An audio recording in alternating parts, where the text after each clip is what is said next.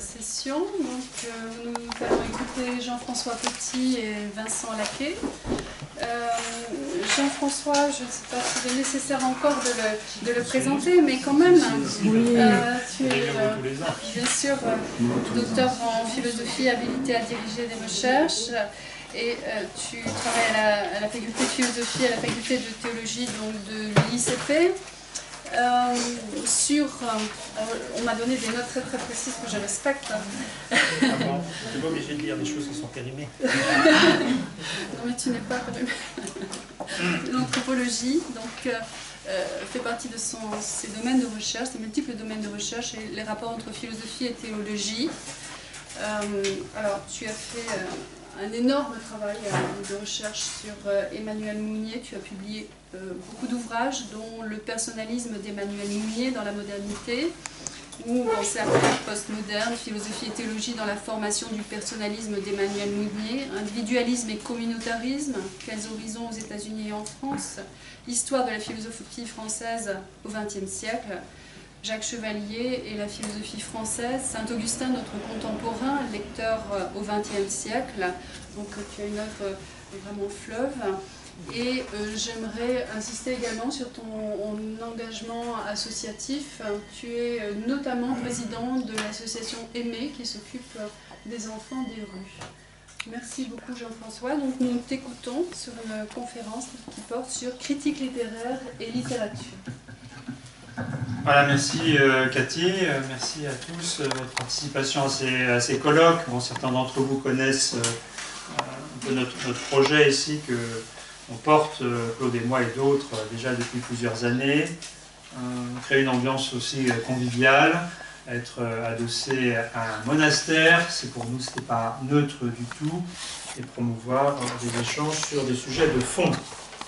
Certains d'entre vous connaissent l'Académie catholique de France, j'en fais partie avec d'autres ici.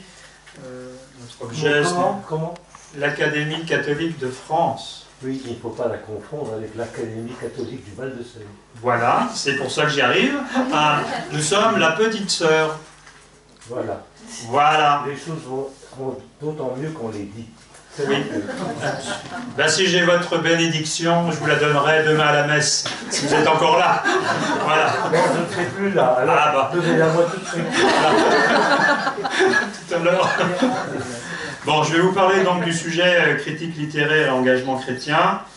J'ai un peu reformulé le titre que vous avez eu sur les présentations, critique littéraire et littérature, pour essayer de montrer comment... De mon point de vue, puis je dédie aussi cette présentation à Jean-Louis Chrétien, comment littérature et expérience spirituelle se croisent. Bon, vous l'avez constaté vous-même à bien des moments, à bien des endroits, littérature et expérience spirituelle, c'est une même attention à la vie, un souci aussi commun d'expérience, un recours à l'écriture, une même tentative d'ouverture à une transcendance. On a parlé de la transcendance tout à l'heure, qui est un grand débat philosophique à la Société française de philosophie. Et vous savez aussi, la littérature spirituelle, au sens large du terme, rencontre un bel écho en France aujourd'hui auprès de l'art public. Il suffit de citer quelques auteurs, Sylvie Germain, Eric Emmanuel Schmitt, Christian Bobin. Bon, ils ont tous vraiment des lecteurs fidèles et assidus. Et dans un pays qui est comme le nôtre, la France, bon, qui est un pays sécularisé, cet espace est quand même très vivace. Alors, je me référais aussi un peu à un grand spécialiste qui s'appelle Jean-Pierre Jossuat, pour ce qui le concerne, son livre de 85, Une histoire religieuse de l'expérience littéraire, est vraiment un monument. Il distinguait 4 groupes. Des œuvres confessionnelles, on a parlé de Bernanos, mais je ne sais pas si Bernanos aurait aimé ça, enfin bon, dans lequel il range Claudel, Patrice de la Tour du Pin, etc. Une littérature confessante, deuxième groupe, Péguy, Pierre-Emmanuel, Jean Grosjean, Jean Sullivan, dont je vais parler. Un troisième groupe, des œuvres de sensibilité religieuse, Jean Mambrino, Gabriel Ringlet, peut-être un jour on habitera ici. Ça serait vraiment très très bien pour nous. Et puis, bon, l'espace littéraire est aussi marqué par des textes qui sont non chrétiens, dans lesquels une expression spirituelle se manifeste. Donc la création littéraire permet l'expression de la foi. La foi chrétienne, et plus largement, elle est aussi l'expression de préoccupations religieuses. D'ailleurs, et on l'a dit hier, est-ce que la Bible elle-même n'est pas d'abord un texte littéraire, à prendre comme texte littéraire. Martine Dulay dirait une forêt de symboles. J'aime beaucoup cette expression qu'il faut aussi parfois patiemment arpenter avant de tenter un essai, un début de déchiffrement. Alors, on n'a peut-être plus de grandes figures qui feraient sens pour tout le monde. J'ai cité Péguy, Bernanos, Claudel, Mauriac. Bon, toutes ces figures ont disparu. Mais on dispose aussi aujourd'hui d'authentiques écrivains. Par exemple, dans l'association qui s'appelle Écriture et Spiritualité, qui était dirigée il y a peu de temps encore par Karima Berger, et d'origine musulmane, on a des écrivains qui se retrouvent et qui partagent cette sensibilité, ce goût de l'écriture. Et Écriture et Spiritualité n'est plus une association purement catholique. Il y a des gens venus de différents horizons, notamment de l'islam.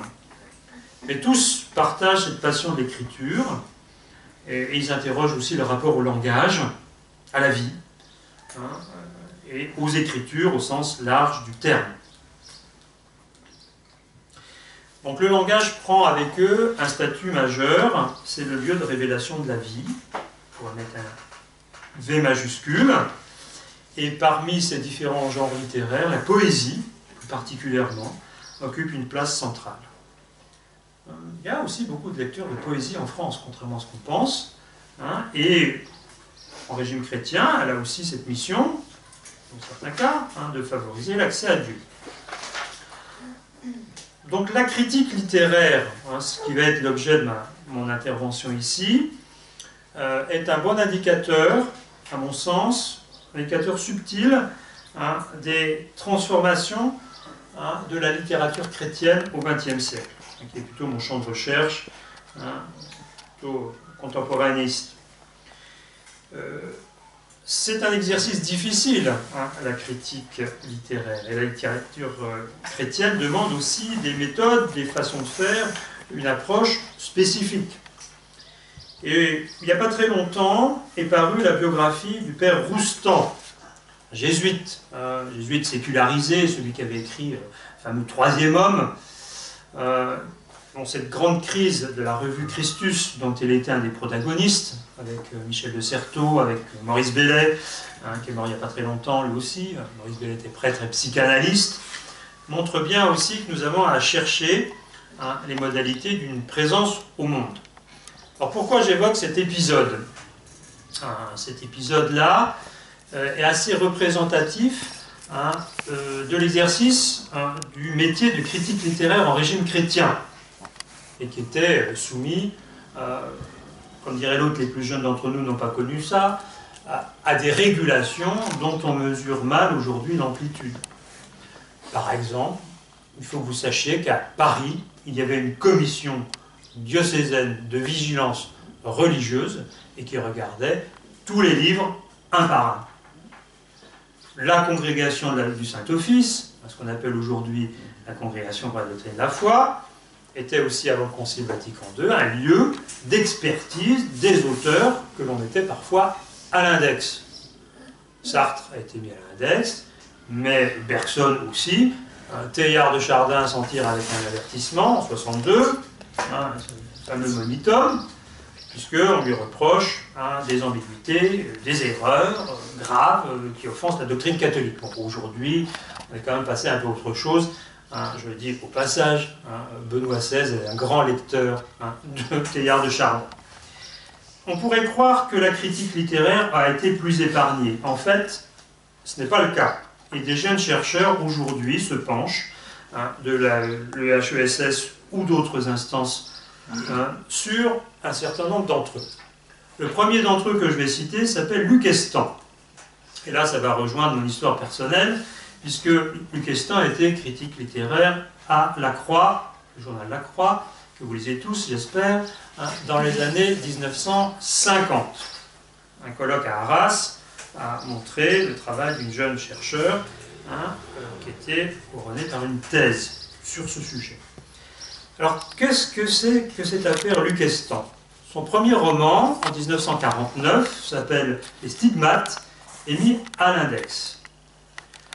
La condamnation n'est pas rendue publique, le livre est retiré, les excuses sont faites, l'excuse pourquoi, peu importe, mais le roman est condamné. Et ce devait être le premier d'une trilogie intitulée Charge d'âme, comprenant aussi d'autres titres. 1951, Cherchant qui dévorer. 1954, Les fontaines du grand abîme. Donc la poursuite de la parution de cette trilogie va obliger Luc Estan à quitter La Croix en 1955. Et ensuite, il va pivoter pour aller vers Le Figaro littéraire. Puis rentrer au comité directeur des éditions du Seuil. Donc c'est quelqu'un qui va compter dans le paysage éditorial français. Bon, il a aussi candidaté à l'Académie française, mais il n'y avait pas de place en 1973. Bon, pourquoi je m'arrête à cet exemple-là? Parce que cette éviction est tout à fait révélatrice des transformations de la littérature catholique et de la critique littéraire catholique, puisque nous sommes une académie catholique. Rappelons que pour La Croix, un des grands auteurs s'appelait Pierre l'Ermite, de son vrai nom Edmond Loutil. Un auteur qui était incroyablement populaire, puisque 16 de ses romans, ça fait rêver aujourd'hui, ont eu plus de 100 000 lecteurs chacun. Il faut que vous ayez des chiffres, hein. 100 000 lecteurs, donc c'était des auteurs très populaires.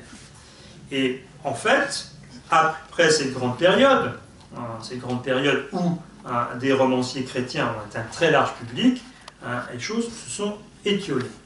Donc notre communication ici ne va pas se prononcer sur la valeur de cette littérature, mais plutôt sur les modalités doctrinales de régulation au régime catholique.